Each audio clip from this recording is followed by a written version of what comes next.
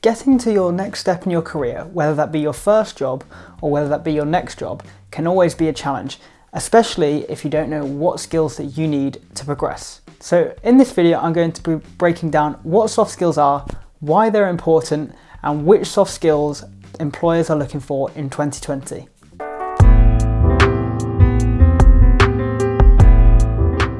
Hello and welcome back to Max Talks, where every Sunday I make videos to help you get to where you want to be. So before we get stuck into the actual skills themselves, I think it's important that we define what soft skills actually are. According to Indeed, soft skills are personality traits and behaviours. Unlike technical or hard skills, soft skills are not about the knowledge you possess, but rather the behaviours you display in different situations. The reason that soft skills are so important is because you have to have the right balance of hard skills and technical knowledge, as well as soft skills to fit in with other people within the organisation, but also the company culture. If you have all of the technical knowledge and none of the required soft skills, then it's very unlikely that you'll actually get the job, and vice versa. Of course, everyone is different and we all have different strengths and skills and abilities, but which soft skills are the most important right now? The following list of skills is based partially on my experience, but also on a recent LinkedIn study which analysed the top soft skills that employers value in 2020. If you want to find out more about the study, I'll leave a link to it in the description. Number one is attitude. For me, this is the most important soft skill because it can really make a huge difference in the workplace. Everyone that you come into contact with in work, from your interviewer to your managers to your colleagues, they will all see your attitude firsthand. So it's really important that you showcase that you have a good one. Having a good or positive attitude is not really something that you can learn necessarily. However, it comes more naturally if you do a job that you enjoy. And if you want to figure out how to get a job that you enjoy, I've made a previous video on that, which you can check out in the annotation up the top there. Someone who has a good attitude is more likely to be proactive, they're more likely to go the extra mile, they always have a smile on their face, and they're generally positive towards their colleagues. So if you display those things, then you're likely to have a positive attitude, which is great. Number two is creativity and adaptability. So 2020 is bringing a whole new set of challenges with it. The ways of working are changing completely with the virus that's going on. So it means that a lot of people are being forced to work remotely, and employees and managers are being forced to adapt to the circumstances. With so many jobs and processes being switched to online and changing forever, now is a more important time than ever that you're able to demonstrate your creativity and your adaptability to circumstances. Some great ways to practice creativity include solving problems, analysing data, designing something, doing some art, or even solving some riddles. Of course, different jobs will require different levels of creativity and everything is different, so be aware of the type of creativity that you may need to use in your desired job and practice those forms of creativity. Number three is teamwork. It goes without saying that teamwork is a really, really important skill. It always has been and it always will be. No matter what industry or job that you end up in, the likelihood is that you will end up working with other people in a team. So in order to work well in a team, you need to be able to listen to others, to motivate others, and to all be part of the same effort to achieving your collaborative goals. Remember that just because you don't necessarily have any professional experience, anything that you do with other people is more likely to be an example of teamwork. So whether you're part of a sports team or whether you go to some sort of club or a group presentation or work, either way, these are all great examples of teamwork that you can use to showcase your ability.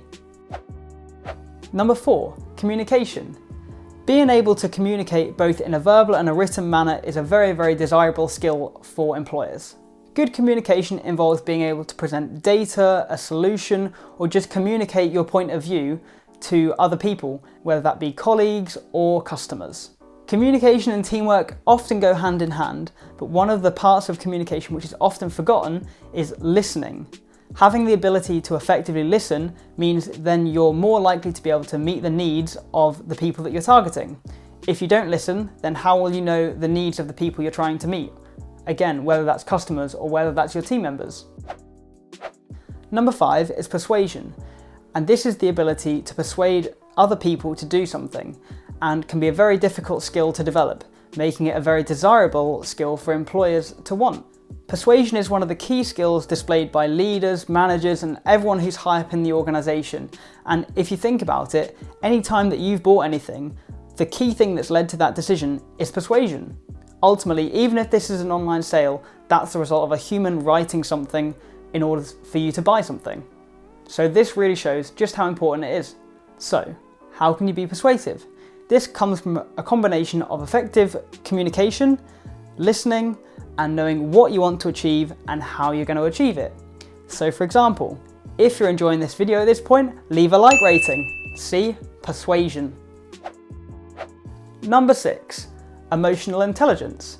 This is the ability to recognize, understand, manage, and reason with emotions in a workplace setting. And there's probably one soft skill that goes under the radar. What does it actually mean to be emotionally intelligent? Emotional intelligence is a difficult concept to understand, but if you're emotionally intelligent, you're more likely to motivate others, you're more likely to be empathetic towards others and understand their points of view and where they're coming from, and as such, you'll be able to act and make decisions according to that. I'm not going to go too much in depth with emotional intelligence because there's endless research on it, and if you want to find out how emotionally intelligent you are, there's loads of different tests online. If you just Google emotional intelligence test, you can fill it in and that will tell you. And also, if you want to figure out how you can be more emotionally intelligent, I'll leave a link to an article in the description which has a much more detailed analysis of emotional intelligence. Now that I've explained about all of those different soft skills, you might be wondering, how do you even know which soft skills an employer specifically wants?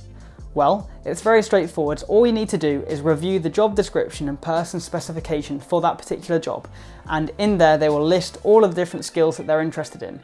What you need to do next is write down a short summary of your experience next to each skill that the employer is after. This will help you to put it into your cover letter or in an interview, and then when that particular skill is mentioned, you'll know which experience to describe in order to best sell yourself.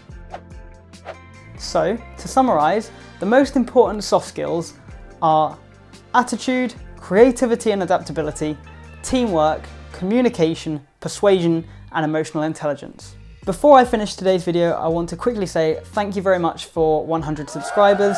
This is a big milestone for me, and even though I've only been making videos for a short period of time, I feel like they're improving each week. So if you're sticking around, thank you very much for that. You're part of this journey. And if you want to be part of this journey, subscribe down below for more content every single Sunday. Leave a like rating if you're enjoying, and make sure you hit that notification bell so that you get a notification every time that I upload. Other than that though, thank you very much for watching, and I will see you next Sunday.